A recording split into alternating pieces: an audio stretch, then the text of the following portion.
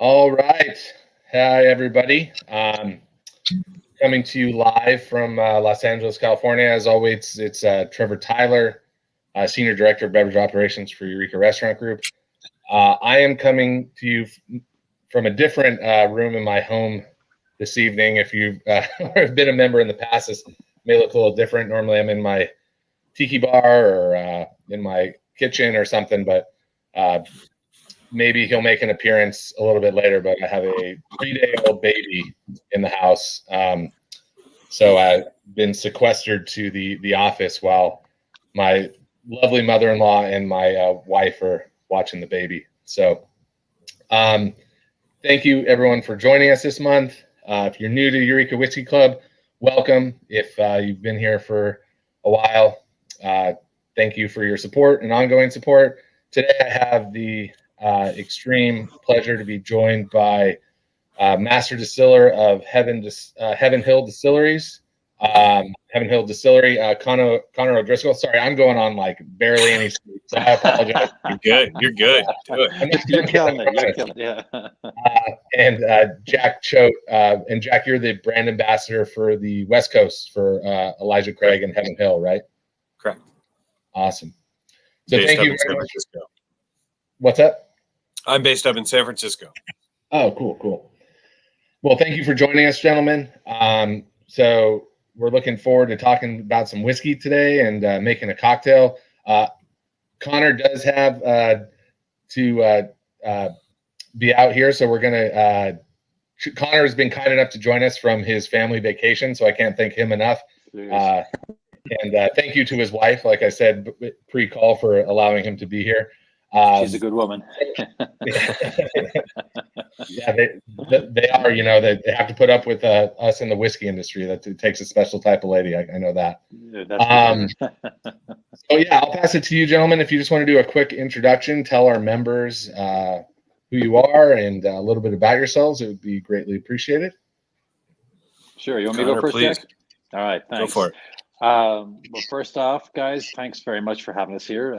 We always love, when we meet our fans. Unfortunately, it's via Zoom now, but sooner or later we'll get back out in the markets and get to meet you in person. But this is a good second best way to do it. So I am Connor O'Driscoll. I'm Heaven Hill's master distiller. I'm Heaven Hill's 7th master distiller in the company's 85 years. I'm broadcasting live from Vail, Colorado at the moment. I spent the day skiing, and now I'm drinking whiskey, so don't feel too sorry for me. I've been with Heaven Hill for just a little over 2 years now. I have about a 17-year career in the bourbon industry. Started with Brown-Forman in Louisville, 5 years there, then 9 years at Woodford Reserve. Left there in the summer of 17 and joined Angel's Envy, and was there about a year and a half before I joined Heaven Hill, and it was the best career decision I ever made. So now I have the honor and glory of running the world's largest single site bourbon distillery. We'll probably get into some more details about that, but the banner headline is that we make 1,400 barrels of whiskey a day. And we can get into the different mash bills later on. But what we're drinking tonight, Elijah Craig, comes from what we call the HH Reg, the Heaven Hill regular mash bill, and that is approximately 90% of what we make. And again, we can get into more of those details. But thank you all for your support of the Elijah Craig brand and of our whiskeys, and looking forward to having a good chat with you guys tonight. Thanks. Thanks, Connor. Hey guys, my name is Jack Choate. As was introduced, I am the Western U.S. Whiskey Educator and Brand Ambassador for Heaven Hill. So basically, in a normal world, pre-COVID, I get to travel around west of the Rockies all the way out to Hawaii, San Diego to Anchorage, talking on a regular basis to folks like yourselves, bartenders, restaurant employees, etc., talking about what Connor and his team do back in Louisville and Bardstown each and every day. Quite an enviable position, excuse me, if I do say so myself. Getting to talk about, as Connor mentioned, the world's largest single-site bourbon distillery, as he has, he's being humble. he has upped our production from just over 1,300 barrels to 1,400 barrels of whiskey a day through his smarts, through his scientific background, of which I don't have much of one. I like to joke that I never got anything higher than a B- in science. But yeah, I'm based in San Francisco. If you see me out and about, San Francisco, LA, San Diego, Portland, Denver, etc., make sure you flag me down, and I'll happily buy a pour of some Heaven Hill bourbon. I don't want to take up too much time about myself, since I know we're short on time with Connor, and I'll have a little bit more time to chat after he bounces. So. Yeah, so definitely want to get some questions for Connor, and then as always, in the chat, in the comment section, we save the Q&A till the end, but seeing that Connor has a limited amount of time, we want to definitely get some questions from our members in. So if you do have questions for Connor, go ahead and leave those in the comment section. You can, if you put it up on Facebook or YouTube in the comment section, we do see those live. So we'll make sure to try to get some questions answered from our members to Connor. Connor, do you want to maybe just tell us about, first of all, your journey to Heaven Hill? I know you started at Brown-Forman, and then maybe a little bit of history about the Heaven Hill distillery. Sure. So, as you may have guessed by the name, Conor O'Driscoll, I am Irish. Yes, I put an Irishman in charge of the whiskey. Grew up in Dublin and got my degree in chemical engineering there. Started my career working for Pfizer. Yes, the same Pfizer that made COVID vaccine, which is kind of cool. But I was with them in Ireland for about a year, and they sent me to Terre Haute, Indiana, which is a small town in approximately the middle of nowhere. I was supposed to be a 3 to 6 month assignment, but it's a really long story how I ended up staying there for 6 years. Once I left there, I spent the summer of '96 riding my motorcycle across the country, ended up in Colorado, spent that winter skiing. You see a theme here. I went back to Louisville and I was in Indiana. I reconnected with friends from Louisville. I would spend a lot of time there. So after the winter in Colorado, I went to Kentucky for the Kentucky Derby, met my wife, and ended up moving to Louisville. So I'd always said that if this American adventure didn't work out, it would be cool to go back to Dublin and get a job making Guinness. So once I was, let's say, anchored in Louisville, I started looking around thinking, this bourbon is kind of cool. This was by 2002, and no bourbon boom, no podcasts, no bourbon, or very little bourbon tourism. So it seemed like it would be fun. I was learning to appreciate the product, shall we say, and I knocked on doors for 2 solid years, and finally Brown-Forman hired me as a production manager at their Louisville distillery, the former Early Times distillery, now known as Brown-Forman distillery. And to give you a measure of how the industry has changed in those years, the previous person hired into that job was my boss, who had been hired 26 years prior. That's how little turnover there was in the industry. So 2004, I joined Brown-Forman, made Early Times, Old Forester, and oh, by the way, a lot of whiskey for Heaven Hill. Segueing quickly to the history of Heaven Hill, the company was founded in 1935, so 85 years ago. It was actually celebrated our 85th anniversary in December. By the 5 Shapiro brothers. We are still entirely family-owned, independent. Only the Shapiro family own us. We're not publicly traded or anything like that. That gives us a lot of flexibility, a lot of nimbleness to move quickly where we need to.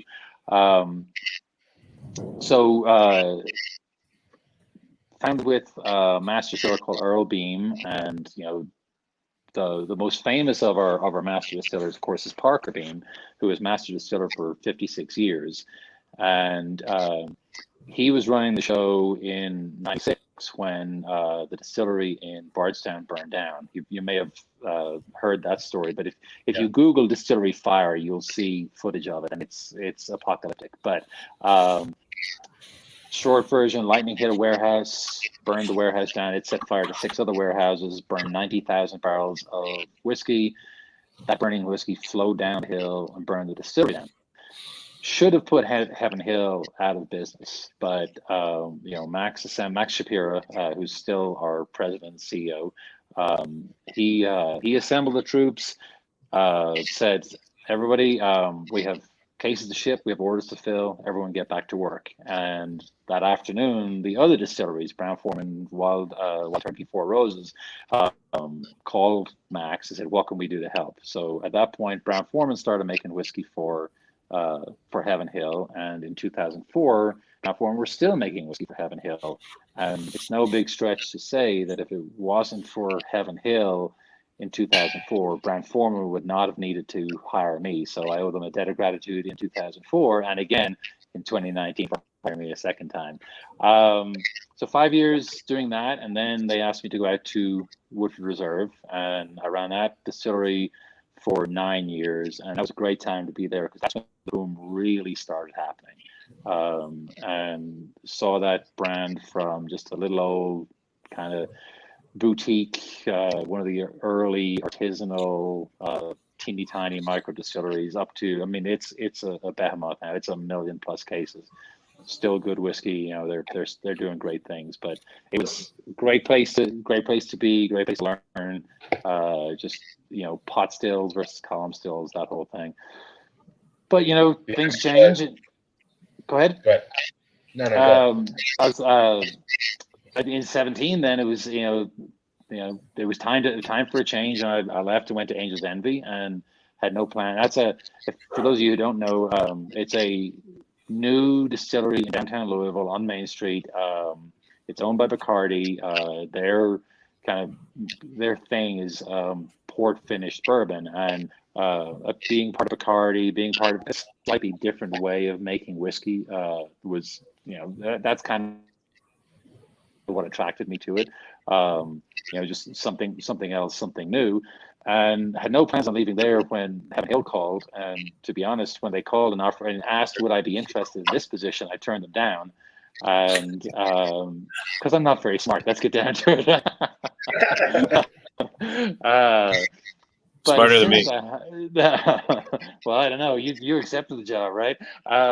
But as soon as I hung up, I was like, oh dear, that was the wrong answer. And then when I told my wife, remember I said she's a good woman? Her first answer was like, that was the wrong answer.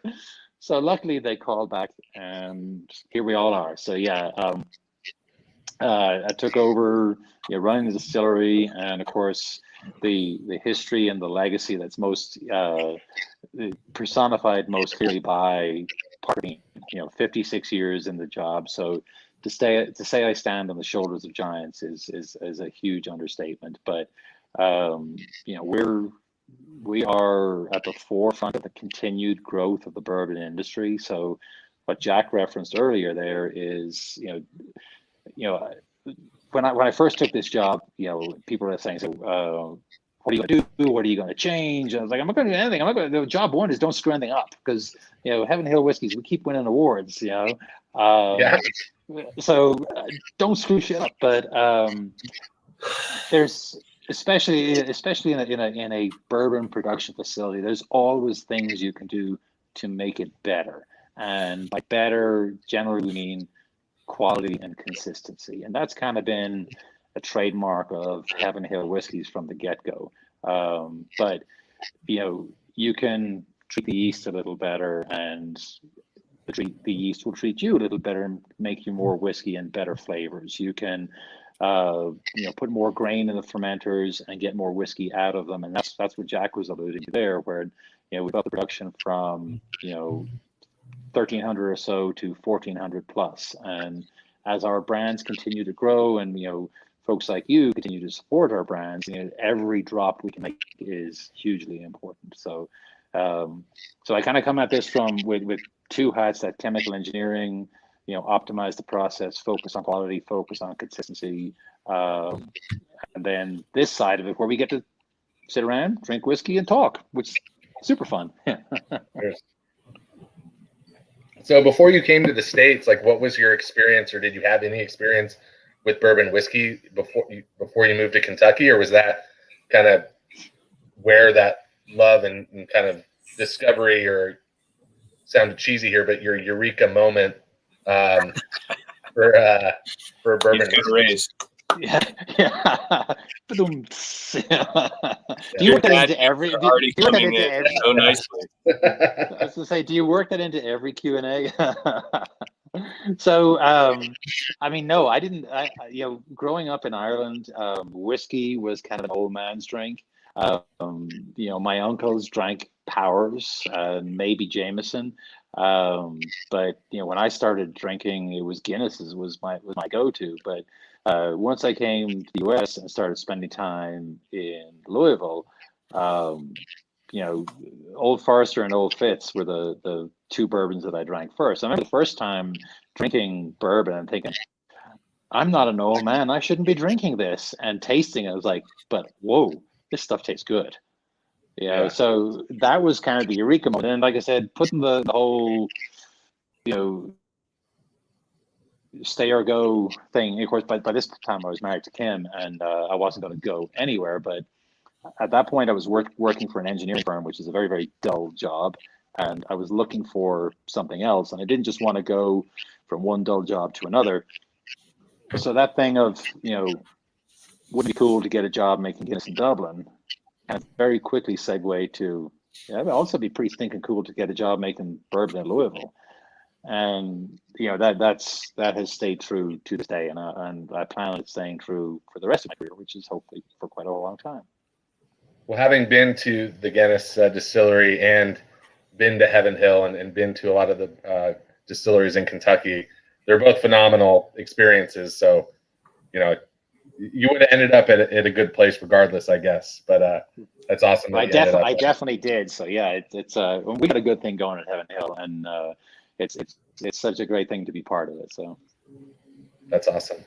So So currently, Heaven Hill is the largest producer of bourbon in the world, right? How much? No, so we you're welcome to the bourbon industry. Every statement is full of, let's call it nuance, right? So we say we're the world's largest single site bourbon distillery. So world's largest. Bourbon's only made in the United States. So, okay, we'll give you that one. And bourbon distillery, there are bigger whiskey distilleries in the United States. For example, Jack Daniels, they make a lot more whiskey than we do. Bourbon, you're number one. But then there are bigger bourbon producers, but they have more than one distillery. So when it comes to single site bourbon distilleries, we're currently number one. Not sure how long that's going to last, because Beam are adding on, and I believe Sazerac are as well. But regardless, for the longest time, we have been number one. And even if we become number two or number three, again, we're making huge amounts of whiskey every day. Cool. I think I have just a couple more questions for you. Again, I know you're tight on time, and then we have a couple questions from the audience. Sorry, I'm just going through my notes here.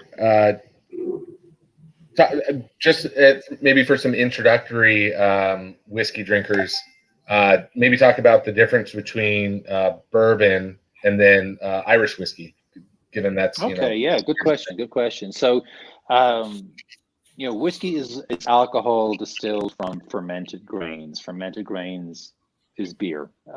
So you take grain, you ferment it, it makes beer. You distill that, you make whiskey.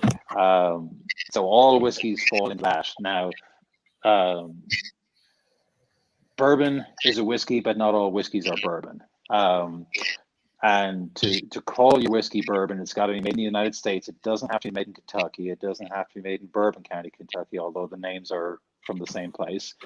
It's got to have a majority of corn in the mash, so 51% or greater. The HH Reg we're drinking tonight has 78% corn, so it meets that. It's got to be distilled at no greater than 160 proof or 80 ABV, 80% ABV. And we distill ours at 140, and that rule is in there to make sure that some of the flavors from the grains you use and the fermentation and the yeast, all that they show up in the final product. We're not making vodka here.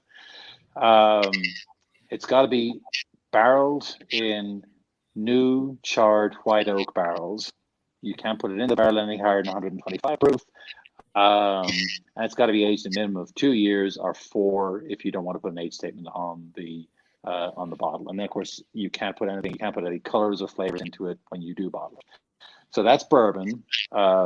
Irish whiskey, I don't know their rules as tightly as I know the bourbon rules, but of course it's got to be made in Ireland. The mash bill is different. It's typically barley, either malted or unmalted, or a combo of the two. And then they kind of go into various different styles. They Redbreast is my favorite Irish whiskey. It's pure pot still, so it's all triple pot distilled. And Irish and Scotch whiskeys are fairly similar, other than they're made in different countries. But one of the big differences between Scotch and Irish is Scotch is typically or traditionally double pot distilled, whereas Irish is triple pot distilled. And there was a nice residence there with Woodford, of course, was triple pot distilled their bourbon.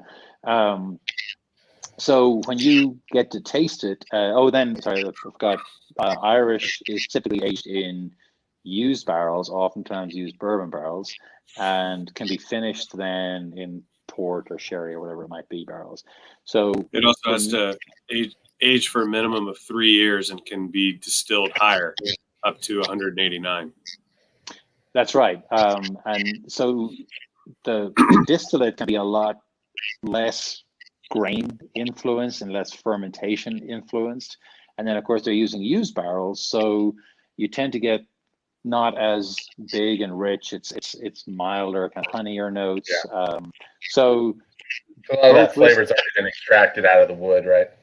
Yeah, so because they've used, we use the barrel first and we get all the color and flavor out of it, and then they use the barrel a second time, and it's, it sounds disparaging to say this, which I don't mean to, but it's kind of like a used tea bag. It's you're going to get a very weak cup of tea with the second use of the tea bag, but that kind of points to why they have to age their whiskey so much longer. So an Irish whiskey, a 20-year-old Irish whiskey is good, a 30-year-old Irish whiskey is much better. But with their milder, i.e. wetter climate, and used barrels, you've got to age it that much longer to get that smoothness, richness character out of it. All right, again, I want to get to some questions here, and then we're going to do a cocktail presentation.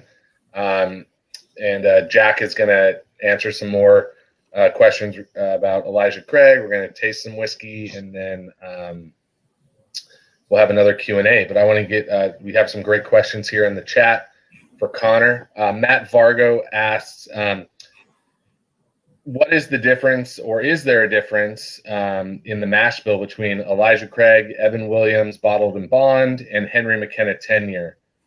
He said they're all fabulous, and they also share a vanilla-driven flavor profile.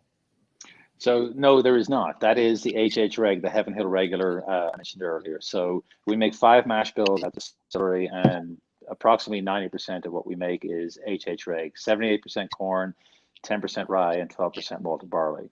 At the distillery, we don't make brands, we make whiskeys, we make styles of whiskey.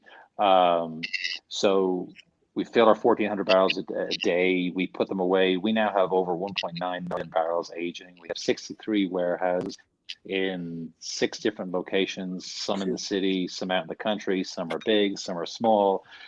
And those are the levers that we pull to make Evan Williams, Elijah Craig, Henry McKenna, and all the different brands that we make out of HH Reg.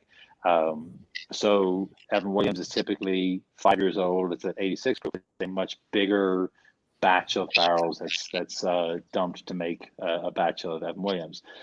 Elijah Craig is typically 8 to 12 years old. It's 300 barrels. So it's older. It's selected from more precise locations in the warehouse that we know suit a whiskey of that age. Henry McKenna is 10 years old, single barrel. So our sensory team, we select those barrels individually and say, yes, this one is good enough to be a single. It can stand on its own as Henry McKenna and go out and do great things. And then the other mash bills, of course, are rye whiskey, what we call OFD, Old Fitz Distillate, which is our wheat bourbon that predominantly shows up as larceny. Then we have wheat whiskey, and we have, of course, corn whiskey, which the metal corn fans go nuts for. So. MFC. Yeah. I have a couple more questions. So I think this is more just of a compliment, but good question. Someone wants to know how you sell such great whiskey, great drams, and everything's so reasonably priced. And they've asked you, please don't raise the prices. This comes from Michael O'Sir, but he's complimenting and grateful that he says he thinks the whiskey should be about 3 times what he pays for it. So okay, fair enough. We'll do that. Is that one of the members of the Shapiro family that we planted in the audience?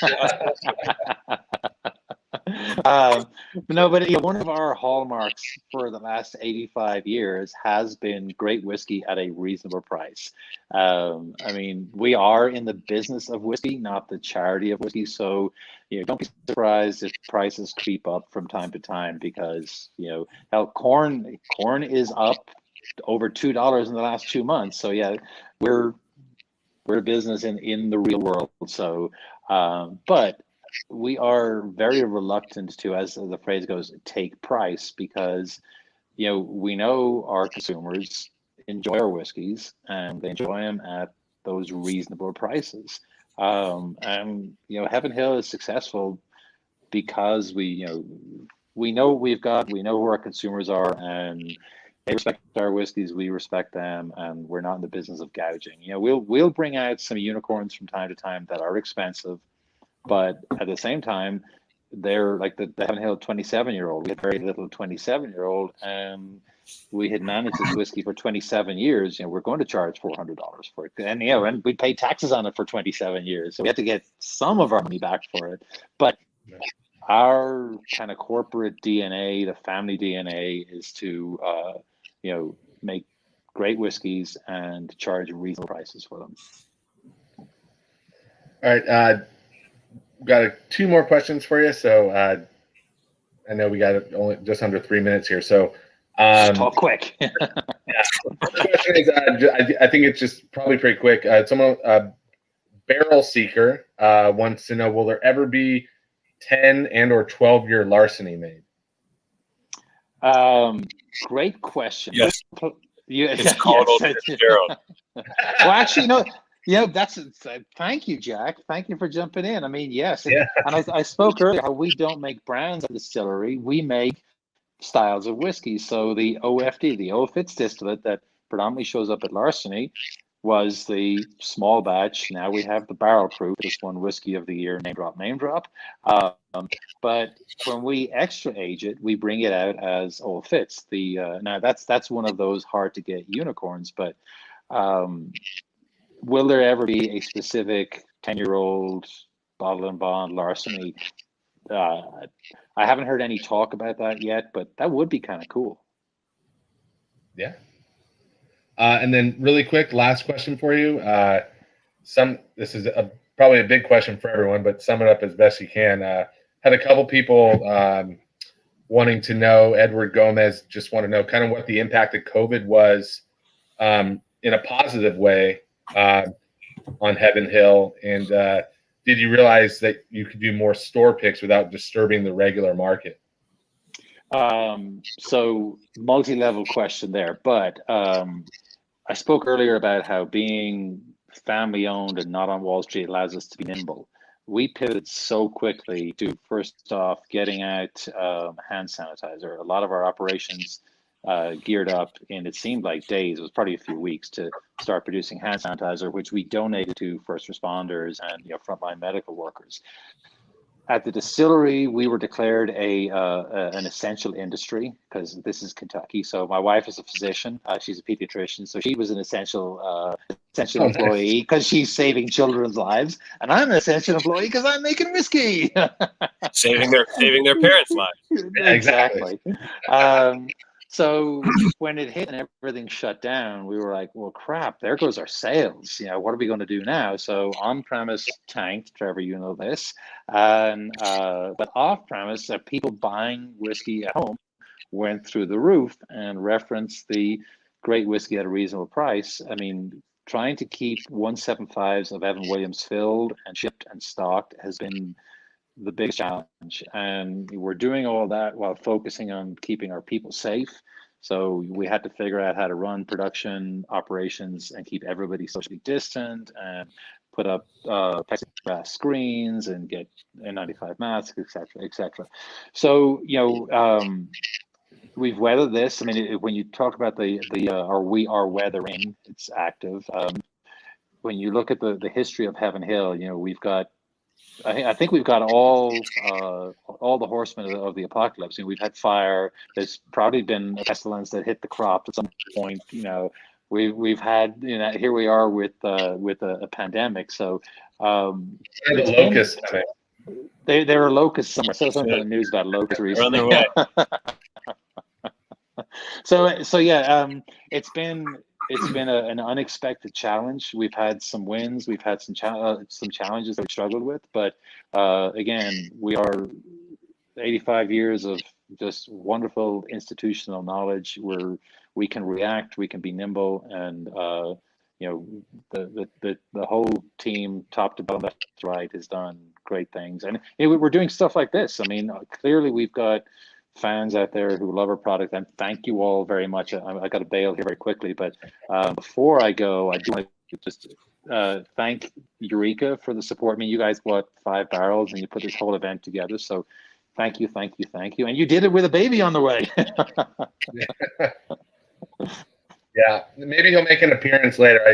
I introduced Connor to him before the call started, but Connor, it's a pleasure. Thank you so much for making the time for us. Thank you to your family for allowing you to hop on, and can't thank you enough. So enjoy the rest of your vacation, and I know you got to wake up early to hit those slopes tomorrow. Exactly. Well, thank you all, and I'm sorry I got to bounce. We'll do it in person soon, and appreciate it. Jack, good to see you. Trevor, thank you very much.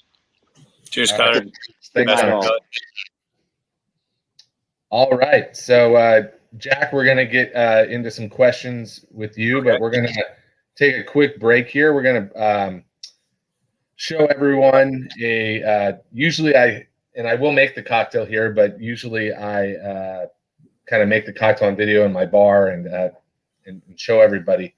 A little bit limited this month, but hopefully next month we can do it. But we've partnered with a couple great guys, Brian and Rob, who run the Bourbon Collect, which is based out of San Diego, and we're going to show you a quick video here about this month's basket and the cocktail, and then we'll enjoy the cocktail. And you can follow the Bourbon Collect on Instagram, and they run a great profile that highlights a lot of great whiskeys. So I'm going to share my screen here.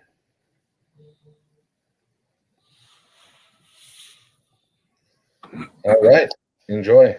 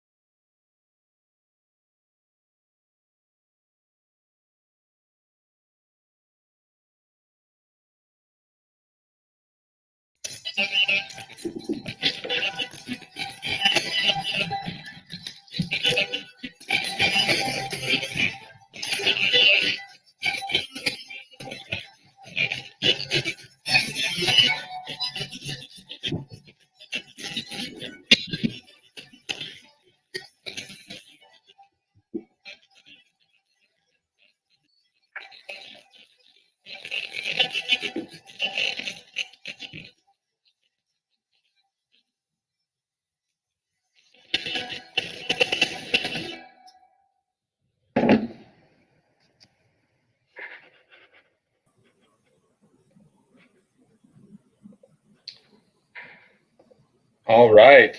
So hopefully everyone enjoyed that video. Thank you again to Rob and Brian over at the Bourbon Collect. So I just zest my orange here. That's a great video. I enjoyed watching that. Yeah, those guys are great. Super happy with our partnership with them. And like I said, highly encourage giving them a follow over at the Bourbon Collect. And I believe, I think my audio was playing with the video. Apologize. Sorry about that. And those hats that were in the video, everybody on the call tonight or everybody on the Zoom tonight got one of those hats. Yeah. Nice. So those are hats that we made for Elijah Craig Old Fashioned Week, which we kicked off for the first time. So our inaugural Old Fashioned Week back in October.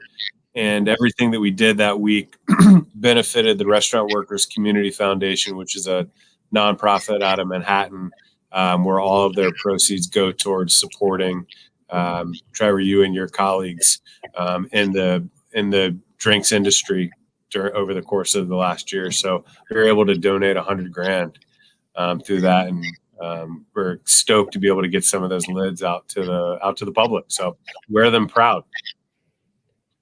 Yeah, thank you. That's an awesome cause.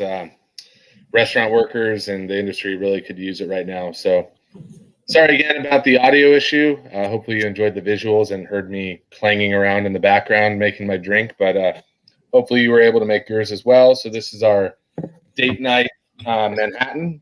Everyone hopefully enjoyed their whiskey infusion kits. Cheers.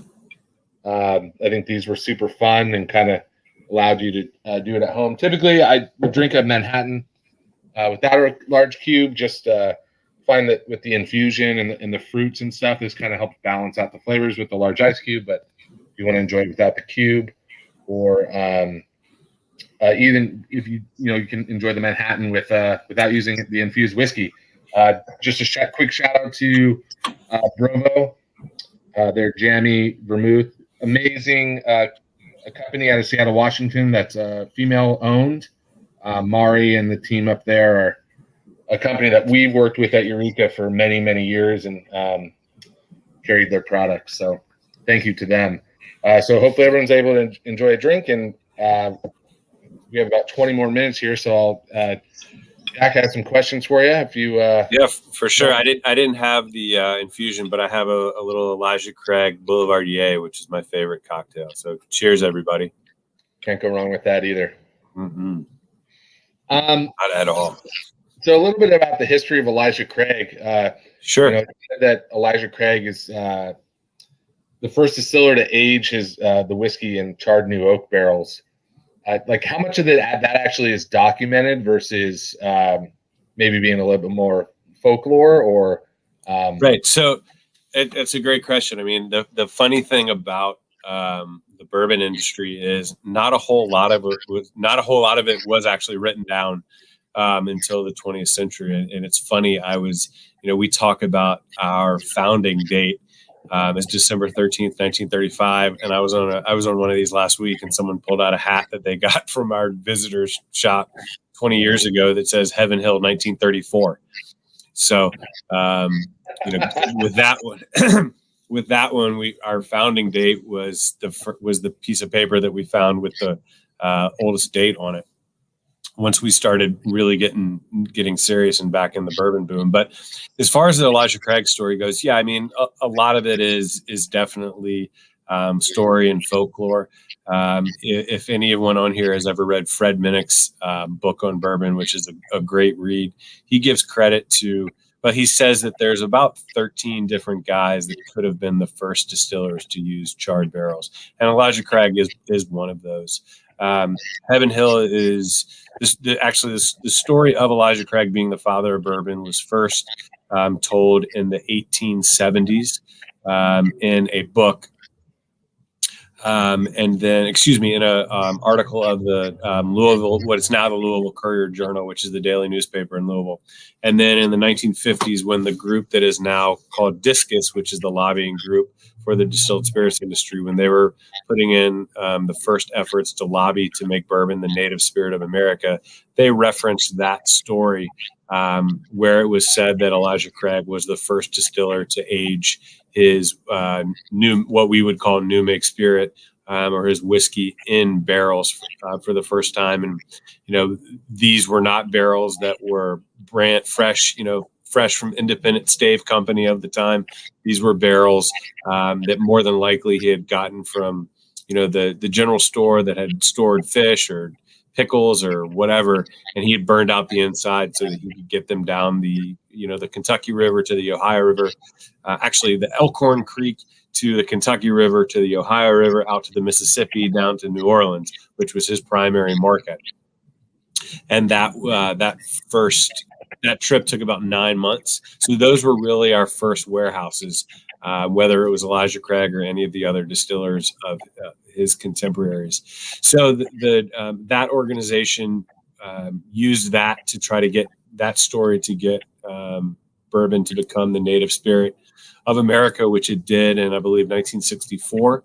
And then when we launched the brand in 1986, that was actually a collaboration between Max Shapiro, who Connor referenced, who's the president of Heaven Hill, the son of one of our 5 founders, and Parker Beam, our longtime master distiller. They worked very closely together, dating back to the beginning of the company. That, as Connor said, the Shapiros ran the business side of the operation, and whatever Beam was in charge of the operation of distilling ran the distilling operation, and they were very close in contact. And our first distillers were Harry and Joe Beam, then Earl Beam, then Parker Beam, then Parker collaborated with his son Craig.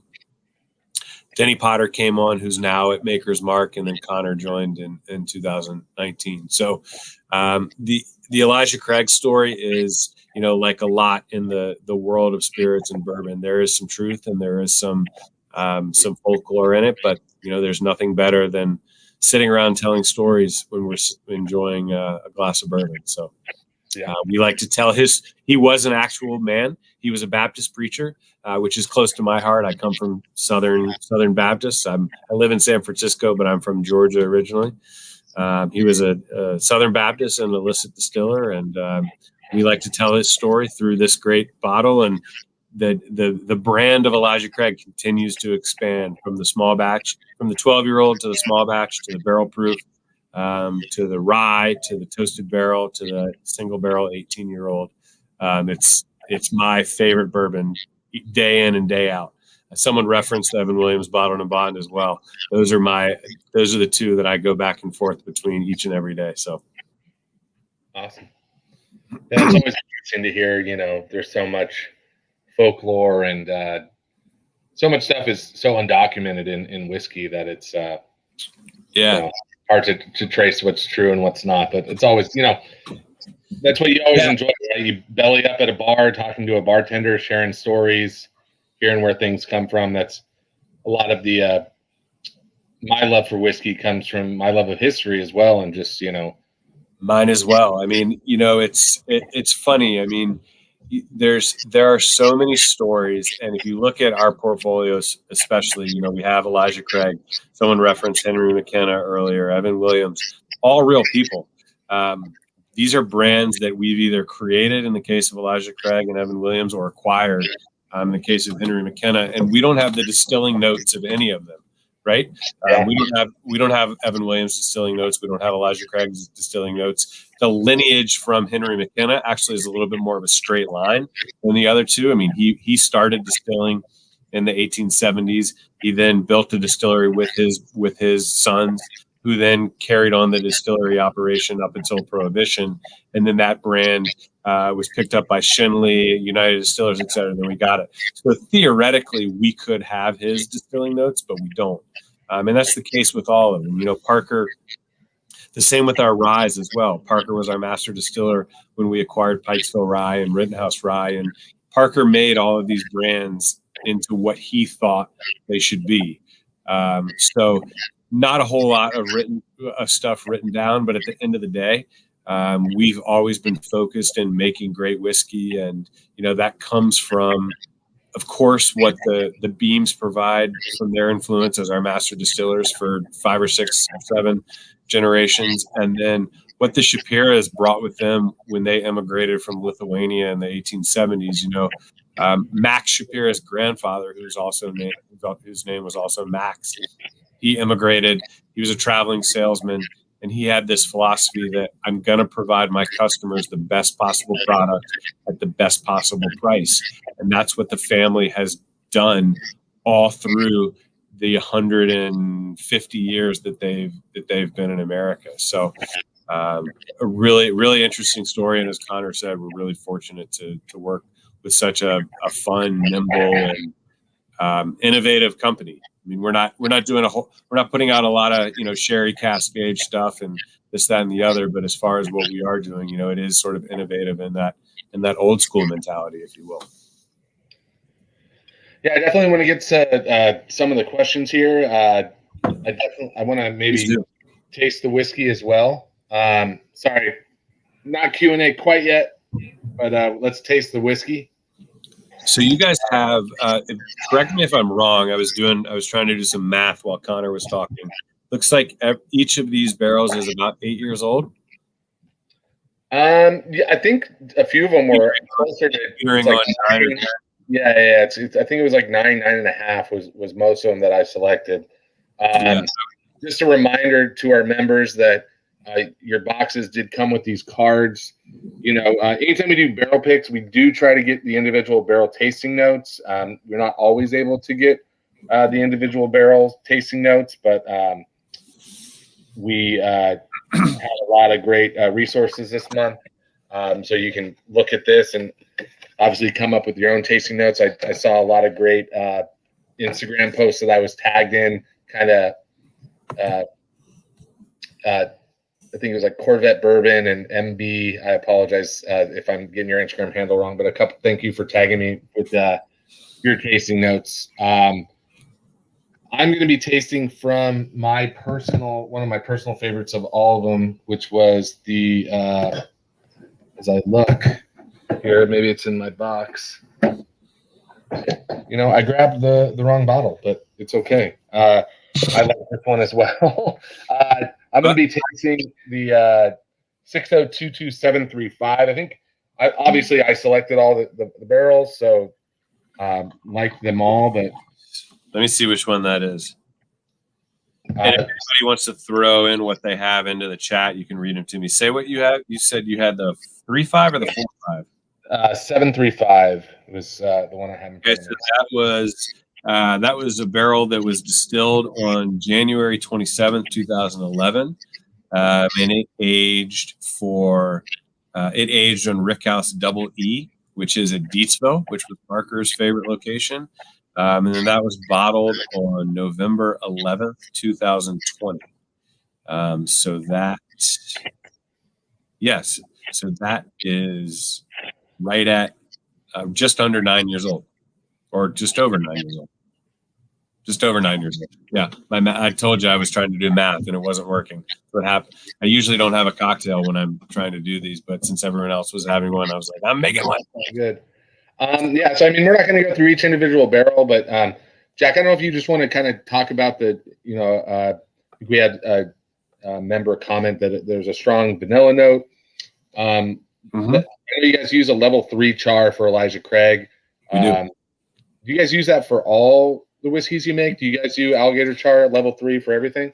So the only the only products that we have released to the market that are not level 3 char are the last 2 years of the Parker's Heritage Collection, which were both level 5 char. So about 45 seconds on the level 3, about a minute and a half on the level 5 char. But yeah, when Connor was talking about it,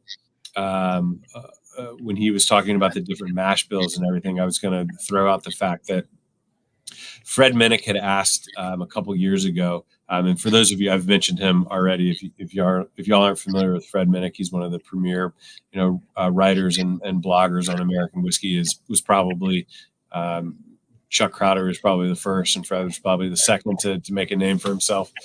Someone's probably going to get mad at me for saying that in that order, but Fred asked our distilling team, why do you use 125 as your barrel entry proof? Why do you use level 3 char?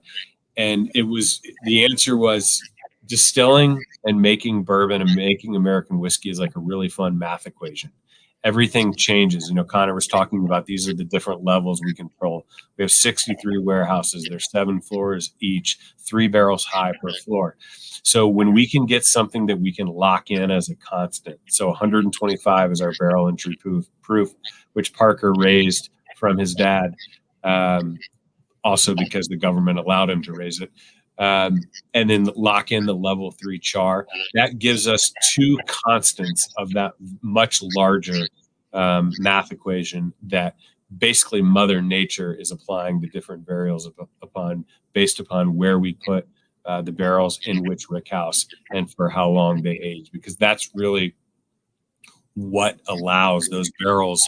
As Connor said, we're making whiskey. That's what allows those barrels of whiskey to become brands like Elijah Craig, like Evan Williams, et cetera. And, I mentioned it, Elijah Craig is my daily go-to. And those vanilla notes, those caramel notes, those are the reasons that I go to Elijah Craig, because when I think bourbon, like I said, I'm from Georgia. I'm one of those kids whose mother was literally rubbing bourbon on my gums when I was teething, when I was, under a year old, probably.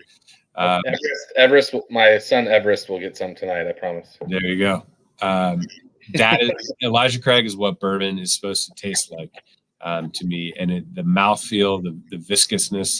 It's at 94 proof, as Connor mentioned. It's 300 barrels at a time of 8 to 12-year-old whiskey. It's about 50% 8, 9, and 10-year-old whiskey, 50% 11 and 12-year-old. So it's giving it right around an 11-year-old age profile.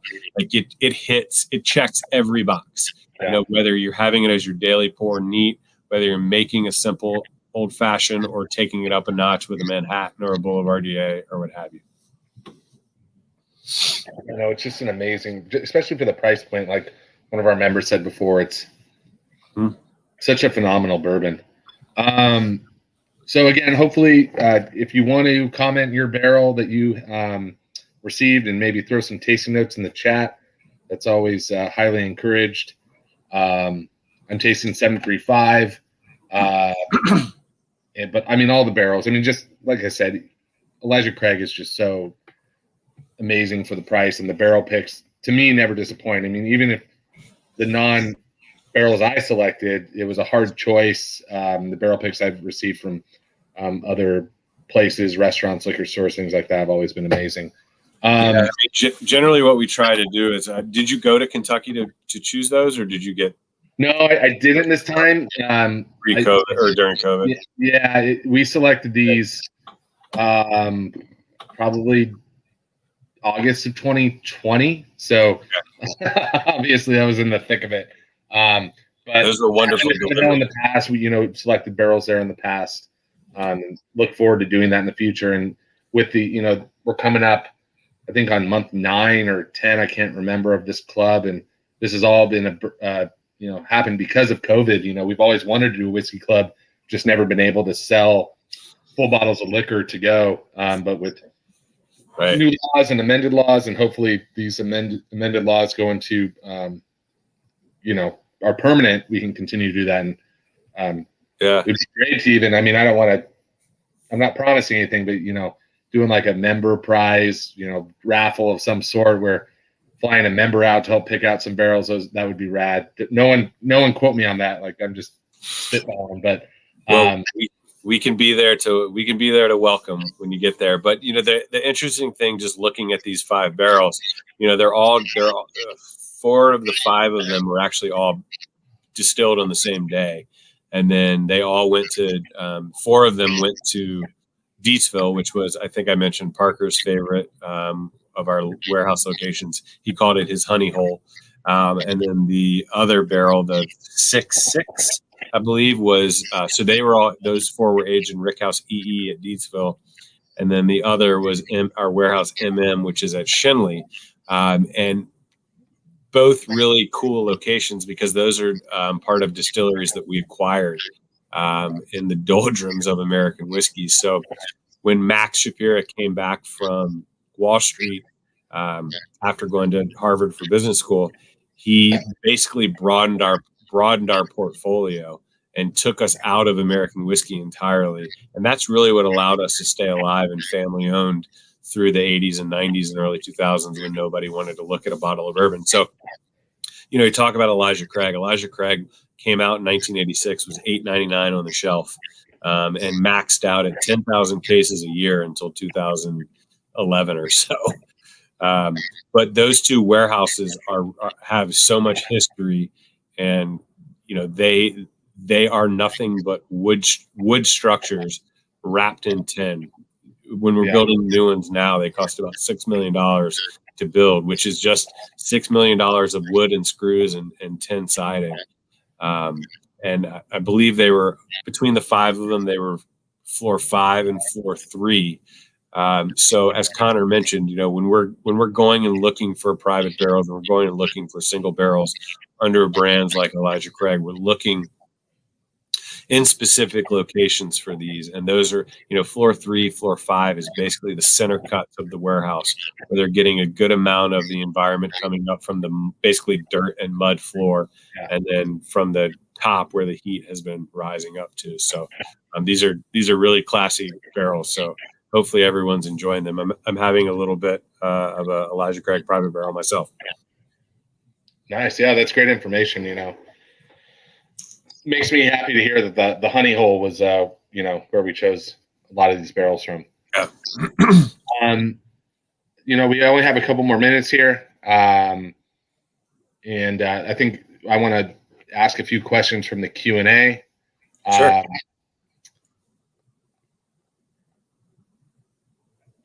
Sorry, I'm just going through here. No worries. Do you have a favorite recent barrel of or a recent selection of the barrel proof that you like? Someone said that they got C920. I can't remember the number that won the whiskey of the year. Do you have the Elijah Craig that won whiskey of the year in 2017 was the B517, and the Larceny that won was the B520.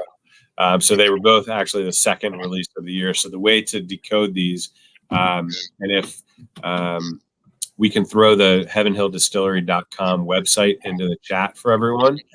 It's a great website that one has so much information. Our focus is really to be a provider of education on American whiskey. Of course, we talk about our brands, but you'll get a lot of information, including our mash bills. And there is a section where you can click on and you can decode what your release is, when it was released, what the proof is, etc. It's funny. I get asked that question a lot, and then this sounds cheesy, and I promise it's not. But the brand new Elijah Craig, and I've had both the brand new Elijah Craig barrel proof and the Larceny barrel proof. The brand new Elijah Craig barrel proof is like the center of a Reese's cup in whiskey form, and I don't like harsh peanut butter notes on the front of a bourbon. But this is on the finish. This is on the mid palate into the finish, the same way like the center of a Reese's cup is, and it just is incredible.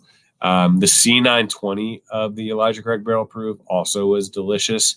The A120 I thought was going to win whiskey of the year, and it didn't even get a mention. But it just goes to show you that whether it's the bottle featured in the award or featured on the Instagram of whoever it is, they're all delicious. I mean, Connor and his team are doing an amazing job.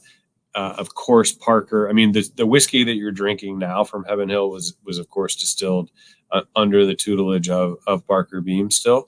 But the team out in Bardstown that does our quality control and our tasting, Tani Goatee, Mike Sani, who both have been with Heaven Hill for over 30 years, Chris Briney, who's been there for, I think, quite as long. These are the unheralded folks on our team that are giving the final thumbs up on these products, and they are bourbon superstars. The crews that are in our warehouses. I mean, we've got veterans from the Army, the Marines, the Air Force. I mean, these guys are in warehouses at 110 degrees in August and negative 10 degrees in January, husking 500-pound barrels around, and they are just doing amazing work. And you know, I did a one of these with Tani a few months ago, and she was saying that she tastes up to 130 spirits before lunch almost every day. Oh, we've got the baby. Hello, Everest.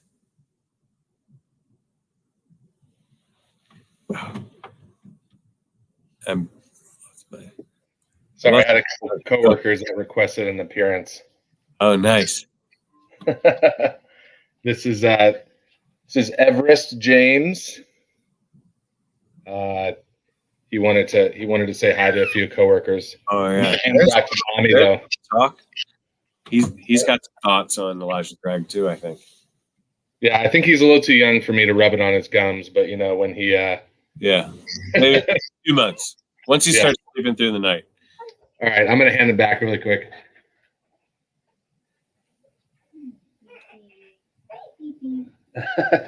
All right, so we just have a couple more questions here.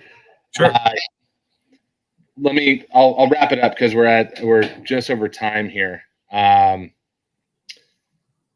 me find one more. So just someone had asked if they can reuse their infusion kits. Yeah, I think you can reuse it again, but like Connor said, it might be like using a wet tea bag. You can only probably the first time is that you're going to get the most flavor out of it. Just a lot of compliments about the Elijah Craig barrel proof. You know, all the Eurekas do have the barrel proof whiskey available for not the full bottle, but you know, you can get a pour of it. We do have that at our restaurants as well. Yeah, I think that's it, Jack. Really appreciate your time tonight. Thanks for the support, and it was a pleasure talking to you and having Elijah Craig as our featured whiskey for the February Whiskey Club basket. And you know, hopefully we can do some more work with you in the future, and maybe do some picks of some different whiskey from Heaven Hill. Cheers. Let's do it. Let's do it again, please. All right. Have a good night, everyone. In my backyard. Yeah. Cheers.